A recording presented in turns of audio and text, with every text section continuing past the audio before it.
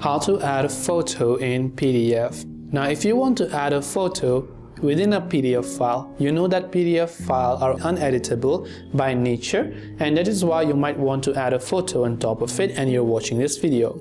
Now for this we're going to use the help of this free application iLovePDF, available for both Android, iPhone, or even the web version on iLovePDF.com.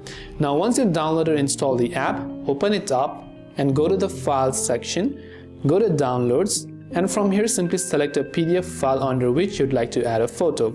So here I select a certain PDF file. After you do that, you can see I want to basically, let's say, edit this particular PDF file. Now at the top right you can see the pencil-like editing icon. Tap on that icon and you will see this, where on the top left, right in the between, you'll find gallery icon or other icons. So you have to tap on it first and then long press and hold on that middle icon, and from here select the gallery icon. So just go to this gallery icon. Now you can see the gallery icon has been selected. Now you want to tap once within your PDF file and then you'll be granted this option to choose an action, where I'll select gallery. Now what I want to do is I want to simply select the picture that I want to add.